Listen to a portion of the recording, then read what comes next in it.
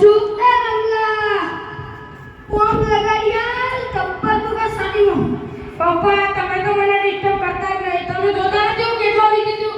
એક કામ કરો આ રિયાડીને કોને તે આખો દિવસ નવરી પેઢીમાં છે.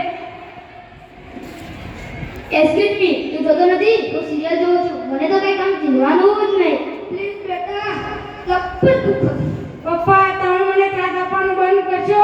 હે તમારું કંઈક ને કંઈક કામ ઊભું જ હોય છે. તમારા કામ તમે જાતે કરતા શીખો. એ બેટા ગટ્ટો પાનની શીશી લગાડ્યા સાટી ચપ્પલ દુખો દાદા પ્લીઝ મને ડિસ્ટર્બ કરવામાં ઘેર આવું છું તમારે તો રોજ કઈ ને કઈ કામ નવું કામ ભૂલ વાહ ભગવાન વાહ હાથમાં મોબાઈલનું રમકડું આપી લીધું ને પરિવારના સંબંધને ડિલીટ કરી નાખ્યો મોબાઈલે તો માણસને ગુલામ કરી નાખ્યો છે દુખાવો બીજી જાતનો છે હાલો હું એકલો જ દવાખાને આવ્યો છું નહીતર મારું કંઈ પૂરું થઈ જશે લોકોના પડદા ઉપર રહેશે તો હું ઉપર વહી જાઉં કયો હાલ્યા છાતીનો દુખાવો વધી ગયો તો દવા કોણ લઉં આટે દવા લઈ લેજો ને હાચવીને પાછા આવજો તમને ખબર તો છે ને મારે કથામાં વિરામ નથી આવતો જો જઈ આવો કથામાં વિરામ ના હાલે પણ આટેનો ધણી કઈ વિરામ લઈ લે તને કેવા નંગલાની બારણે નથી આ દુખાવો વધતો જાય છે દવાખાનું વધતો જાય છે ને દવાખાનું ઘણું દૂર છે અરે કાકા છાતી આટે ને તમે કેમ જાઓ છો એ દીકરી છાતીમાં દુખાવો વધી ગયો એટલે દવાખાને જાઉં છું તમે એકલા કેમ જાઓ છો એ કાકીને મારા છોરા એ રંગલાની બાઈને ને રંગલાન મારી ઈચ્છા પડી એમને તો એમ કે આ બાપુનું તો જે થાવું એ થાય અરે રે તમે ચિંતા ના કરો હું તમારી સાથે આવું હાલો આપણે કામ કરવાના તારા વગર કોઈ એકા અડચણ મિલતે તું બધે તારી રાહ જોતા છે અચ્છા તું જા હું હાલો જઈશ અરે કાકા અમે ભલે કામ વાળાને એકા કામમાં વાસણ ઢળીએ પણ માણસે તો અમારમાં છે ખરા ટાઈમે કોઈને કામમાં ના આવે તો મને જીવન શું કામનું પણ મૂકો પહેલા દવાખાને હાલો આજે મને સાચા સ્વરૂપે દીકરી મળી આ પરિવારે તો બાપને રેડો મૂકી દીધો લંચમાં જાઉં છું પણ બોલે ને શું કામ હતું. ઓકે સાહેબ છાતીમ દફતર દુખાનું કરશો બહુ વળ ઓકે તો તમે ચાલો મારી ક્લિનિકમાં આવું તમને તપાસી લઉં. કાકો ખૂબ જ મૂંઝાય છે તેની જલ્દીથી સારવાર કરજો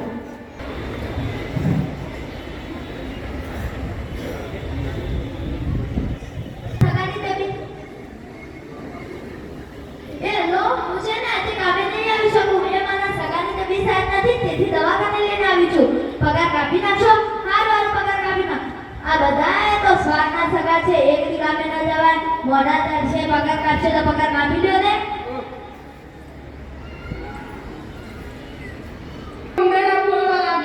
આખો દિવસ શું મોબાઈલમાં ભોકા મારા કરે છે. ઊભી થાય ને રસોડામાં જઈને રસોઈ બનાવ.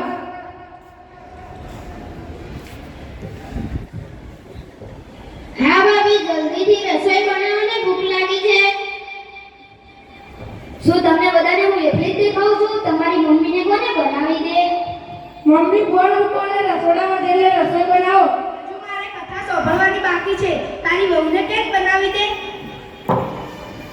એથી મારે સિરિયલ ચાલુ છે એ તું જાણે એક કામ કરું હમણાં ઓનલાઈન મંગાવી લઈએ ગા પાર્સલ આવી જશે.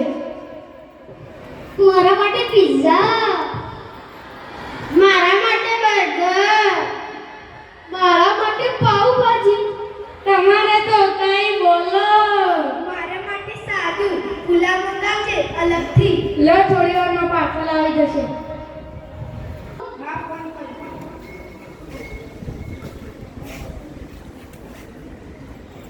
એ રામ કાકી એ છે ને હું આજે કામે નહીં આવી શકું એ મારા સગાની તબિયત સારી નથી તેથી દવાખાને લઈને આવી છું ભાભીને કહેજો ને અંદરથી કામ કરી લે નિરંતે આવીને વાત કરું લ્યો રાખું છું એ સાંભળો આજે કામવાળી નથી આવવાની શું આજે કામવાળી નથી આવવાની હા એટલે જઈને વાસણ ઉટકી નાખો હું કઈ ઉટકીશ નહીં તમારે ઉટકવા તો ઉટકો ઉટકીશ તમારે ઉટકવા તો ઉટકો તારે જ ઉટકવા પડશે ઓલી મારી ક્લિનિક ઉપર આવીને અને ઝડપી સારવારથી તમારો જીવ પણ બચી ગયો. ખૂબ આભાર સાહેબ તમારો સાચું કહું કહું ને તો આ સાતો છે અમારી કામવાળી દીકરીનો છે. અરે કાકા બહુ ધન્યવાદ કરી લીધો. હવે તમારી તબિયત પણ સારી નથી. હાલો ઘર ભેગા થઈએ. ઓકે કાકા, તો તમારી તબિયતનું ધ્યાન રાખજો. બોલે સાહેબ. તારા સાહેબ. તારા પપ્પા હજુ પણ નથી આવ્યા. સવારના દવા લેવા ગયા છે. જો તો ખરા કેટલા વાગ્યા? ફોન કરી જુઓ ને. આ ફોન કરું. લે હવે આવ્યા. રસ્તામાં દુખાવો વધી ગયો છે ને એટલે રસ્તામાં મને દીકરી મળી. એ મને સમયસર દવાખાને લઈ ગઈ. જો દવાખાને ન લઈ ગયો હોત તો અહીંયા મારી લાશ આવો.